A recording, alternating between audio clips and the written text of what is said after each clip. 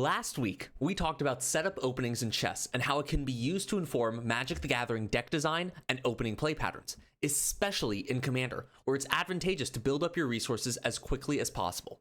Today, we're going to look at other types of openings, specifically theory openings, game plans that are crafted around your opponent's decks, reacting to what they're doing, and to other people's setup openings.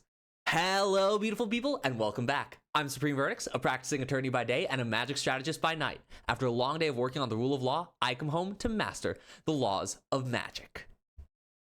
Bolt the bird. Don't feed the fish. Always pay the one. Each of these are heuristics in Magic the Gathering that are based on principles and actually inform a proper theory opening.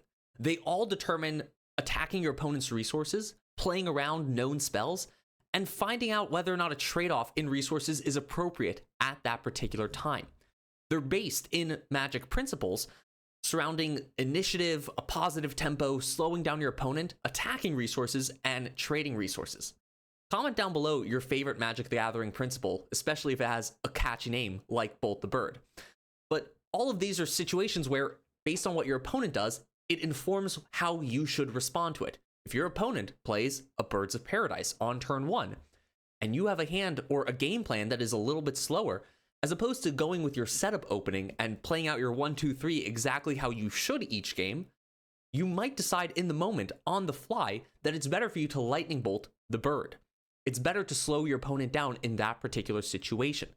This can be used in all sorts of other situations, and effectively you're using these heuristics, these magic principles, in order to inform how you should play your opening based on what your opponent does. Now, I'm not in any way saying that if you have a busted hand, you should lean into it and just put your foot on the gas, like skip your first land drop or something so you can throw your opponent off their game plan or discard something at the end of turn, or God forbid, Thoughtseize yourself to get rid of a juicy reanimation target and then reanimation. That's in violation of game principles. Don't do things like that. I don't condone that. I'm saying come up with games on the fly grounded in the important Magic the Gathering principles, such as playing to the board first. You should cast your creatures generally before you start using removal spells on your opponent's creatures. That's a very good one in Limited. Using your combat tricks offensively. That way you're in a position where you have the most mana open and you are actively being the aggressor and putting pressure on your opponent to react first. It's generally better to choose to be on the play. There's very, very few times in Magic where, when deciding if you should go first or not, that you decide to be on the draw, although there are decks that are built around that. Trading up. If your opponent swings in with a 3/3 and you have 2 2/2s, well, Magic principles generally say that you should double block as a way of trading up in card value. Now, again, all these principles don't actually... There's always exceptions to the rules. However, for theory openings, you want to be relying on these principles. Don't 2-for-1 yourself. These basic Magic the Gathering principles can inform how you should react to your opponent, because very different from a setup opening, we don't have a base plan that we're going in with. We don't know what our opponent is going to do. Theory openings require 2 things. First, for you to follow good game principles. And second, to do so according to reacting to your opponent.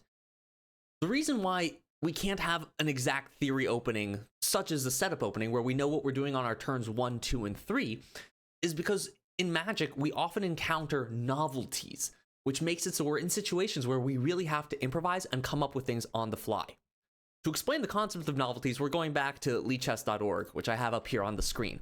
Now, in chess, a novelty is when you've reached a game state that has never existed before, at least not in the databases that we're aware of. While chess has a limited number of squares and a limited number of pieces, we still end up in situations where the game just becomes so complicated with so many different iterations of moves that the game has never seen this before. We can see this by looking at something like the Lichess database right over here on the side, where we see the most popular move for the opening move is pawn to e4, which occurs in 59% of games in this database, a total of 3,890,963,047 times. And if we were to take that first move, well, then we see the next most popular move, 40% of the time, by the way, is going to be pawn to e5, which happens then 1,544,000,000, etc., etc. If we were to go ahead and do a different conglomeration of moves, that's going to be the best move, so we might as well. With each follow-up move, there is going to be some other smaller amount of possible things that occur. We're already where we're in a game state where there's only the next move, the most popular of the next possible moves, happens only 106,000 times. And let's say we don't go with the most popular move, but rather we are just kind of playing our own game here. I'm not following particularly good principles, but that's fine. This is just for funsies. We're already where the next move is only 884. And let's ignore that as well. See what happens. We're at 57. At this point, I'm just going to start going randomly. Look at this. 3 possible moves. Not 3, sorry. 4 total moves beyond this game state, but 3 for the next most popular one. If I go with something else, no game found. We are now in a situation of a novelty. Novelties can be good or bad. Oftentimes, it's in a popular opening where someone goes with a different move, and it's a novelty. That move is not well known. It's not been played before. It's not popular. The opponent doesn't know how to counteract it perfectly because there haven't been computers to analyze this yet, because it hasn't been seen before. Oftentimes, a novelty is a worse move because we know what the established move is, especially if it's part of a setup opening. As has been explained, you know what the statistically best possible next move is positionally. There's only so many things that you can do, and this is by far the best one. Think of it as being perfectly mana efficient or holding up a removal spell at the right time. Sometimes there is a logically perfect timing for that, but you don't always know it. And sometimes you hold up that removal spell and they play around it somehow, or they're able to read you. Like it's partially a poker situation where they can read your bluff and they know not to play into it. Magic, similar to chess, you're playing the player. You're not just playing the game. And in that sense, the game becomes more complicated and theory openings gather a whole other level of depth. But with Magic, we take it a step beyond chess even. Magic is Turing complete. It can do calculations at the level of a Turing machine with enough time and the right cards, and Kyle Hill has a really cool video about this. I highly recommend you check it out. You can set up a game state that produces computations. It can do math. Magic can actually compute things. It is infinitely more complex than chess is in the sense of the different states of games, because we have different cards that we can put in our decks to begin with, let alone the actual order in which we draw those cards and then proceed to play those cards. We have a variety of pieces, and luck itself often plays a role in what cards we see. Thus, in Magic, novelties, as you saw with chess, we had to go a few steps before we finally achieved a novelty. And I've been through this a few times. I tried playing random moves or the worst possible move in each situation, and it still took me 6 or 7 moves, 6, 7, before I was actually able to get to a novelty in chess. In Magic, though, you're going to reach that state much faster as you get access to more mana and you have more cards in your deck. Now, akin to chess, there are still situations and game states that are similar to each other that you can learn from. For example, on this particular board state, let me see if I can see one. That is not a great one, but if we engineer a board state where, for example, here we go. This bishop is currently pinning the knight and the pawn. So let's say that bishop moves. Sorry, I just got to get the move state. This moves forward. This moves forward, whatever. We are now in a situation where the bishop is pinning the knight to the king. If the knight ever moves, the knight can't move because then the king is in check. This is a common state in chess. It's called pinning. It's skewering, whatever you want to say it, getting the situation where you have one piece targeting the king and the other piece is in the way. This is a novel board state. We don't have any like this in the database, but this particular situation is well known. Similarly, in Magic, there are still situations that we can learn of, even in novelties, and that's where theory openings come into play. Just because each game is different, we still have our guiding principles to help us with it. For example, in mana, your opponent is holding up 2 mana. Let's say it's 2 blue mana. Is this a counterspell? It very well could be. Should you be playing around it? Well, that depends on the other situations of the game. What have you noticed so far? It might be worth playing around. Could this be a combat trick? A removal spell? Maybe a protection spell? Or are they just holding up some sorcery and they forgot to cast it on their turn? Knowing the situations you might be in, playing a really high value creature while your opponent hasn't cast a removal spell all game, you can be sure your opponent will likely remove your creature. And so then you can work around that. You can use these guiding principles as well as how the game state has flowed to this current novelty in order to work on your theory opening. Yes, you can always bolt the bird, 100%. But in certain situations, like a game in Commander, is it right to use your resource to deprive one opponent of theirs? Or is it better to let them get off to a fast start, knowing the other two players will have to interact at some point too? Practicing theory openings, but specifically practicing the magic principles that underlie them, and going into a game not thinking, oh, I need to do this, this, and this in order, but rather I need to figure out how to slow my opponents down or how to advance my game plan while keeping them in check, can force you to think a little bit more outside the box.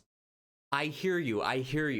SV, what's the point of having some fancy theory opening and needing to practice different principles to know what my opponent's doing when I can just turn 1, Llanowar Elf, turn 2, Llanowar Tribe, turn 3, the Great Henge, and just elf ball my way to victory every single time? Well, you don't always have to play that way or get to play that way. And in a lot of ways, you can alter your playstyle knowing what your opponent's going to do. If you're elf balling all over the place and your opponent just decides to sideboard in more removal spells against you, you're going to wish you had a few more protection spells or a way to get even a little bit faster, maybe cutting some of those higher, more expensive costs so you can really snowball better. Theory openings do have their spot in being helpful, and they're the most helpful often when you know your opponent's deck, when you have some kind of information on their playstyle, their commander, or just generally what they might want to play. And then you can alter your playstyle accordingly. An aggro deck, like I said, can pace its threats against a heavy removal deck, making sure that they always have one threat down, but more in hand to avoid a board wipe being completely backbreaking. You can keep a hand with a turn 1 removal spell when you see that your opponent's playing that pesky monkey. Or if you're playing limited, you can hold on to a removal spell in game 2 when you know that they have that bomb in their deck that they're going to mill and reanimate almost reliably in the late game. You want to be able to take that out as soon as possible so that you can win that draft. Otherwise, this can also be helpful when your deck is set up in such a way to take advantage of theory openings. You can mulligan as you need for a specific answer, or a silver bullet to a degree. You can make sure there's card draw to get to those so you can shut your opponent down when you need to. When sideboarding, if you have a different plan and completely retool your toolbox, the Is It Creativity deck in Pioneer from a few years ago had a wonderful plan where their game plan was cast, Creativity? Indomitable Creativity? It's up on the screen. But they cast Creativity and exile a couple artifacts and creatures, tokens that they made, in order to bring these monsters onto the battlefield. Oftentimes just a one-turn combo win immediately with Xenagos. But sometimes, when they were going up against a different deck, or a deck that was a little bit faster than they could completely take out their combo plan and just put in a bunch of control elements, turning their deck into a completely different deck in order to match against a bad archetype. In the situation where you are aware of who is the beatdown, your deck is, for example, incredibly aggressive, and you know you have to be on the punch in order to stop your opponent from getting too far ahead. You're confident in your ability to win or lose a race. If your deck is centered around the mid game, your early game becomes so much more about survival and learning your opponent's deck and what you're up against in the situation of like a best of one, so you don't know what deck you're playing in ahead of time, but you just know you want removal spells because your late game is stronger. If you're playing mid-range or a control deck, a mid-range deck might play up against an aggro deck as if they are control. But when they're up against a control deck, they're going to want to play more aggressively.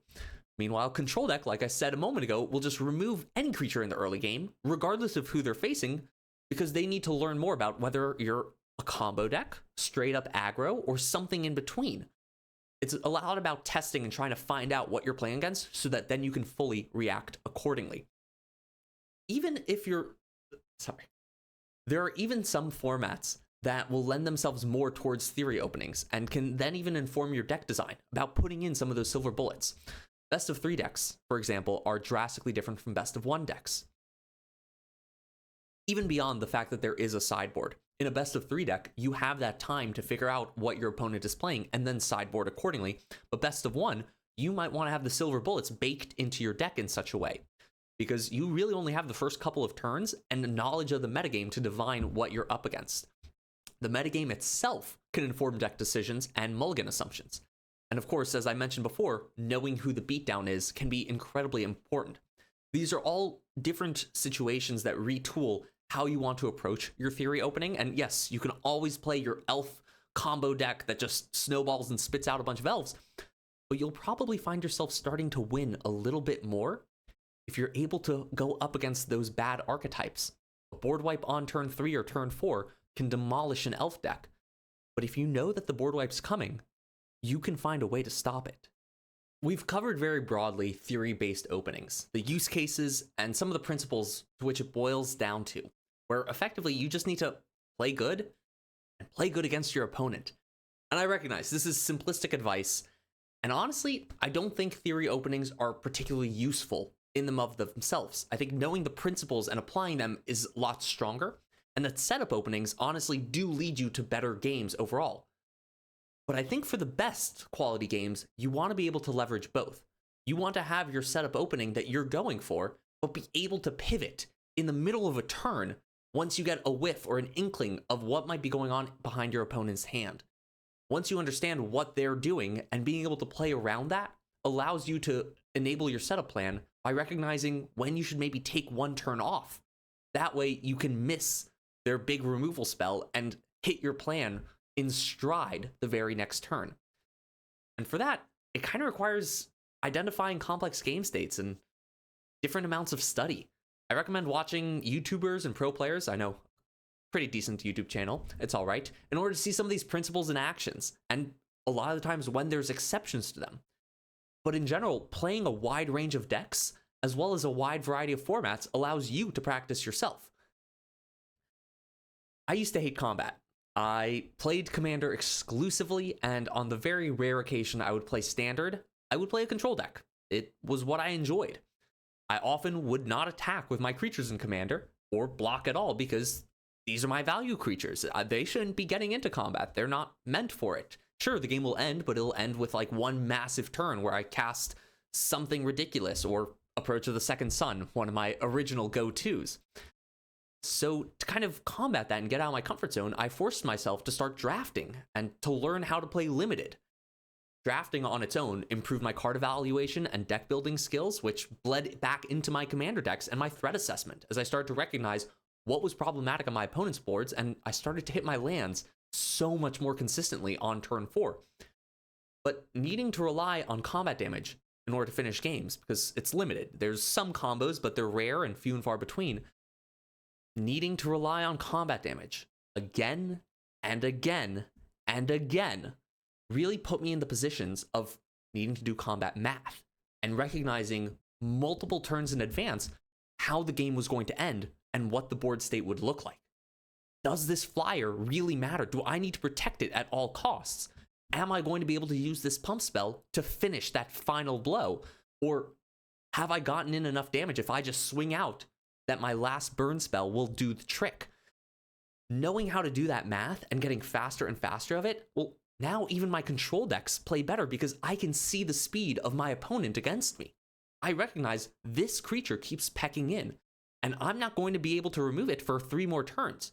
If that's a 2/2 flyer, over 3 turns is 6 damage. That becomes a substantial amount over time. If I'm not planning on wiping the board in the next 3 turns, I might want to remove that if I'm not willing to give up that much life. By doing the math faster, I can also just turn the corner and close faster. No longer are my control decks like a 1/1 swinging in over 5 or 6 turns. I recognize my opponent could top deck something crazy. And so I make sure I'm closing the game out in 2 turns once I'm ready to let my guard down a little bit and finish things out.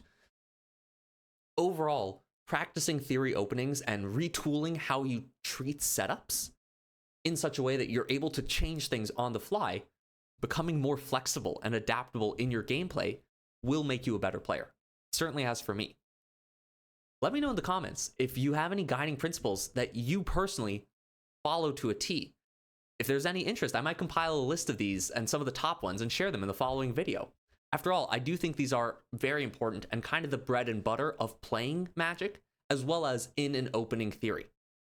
And of course, there are more games to play, more strategy to analyze, and unfortunately, more work to do. I'm Supreme Verdicts. Have a wonderful rest of your day. Thanks for watching. Hey, you. Yeah, you. You should watch another video.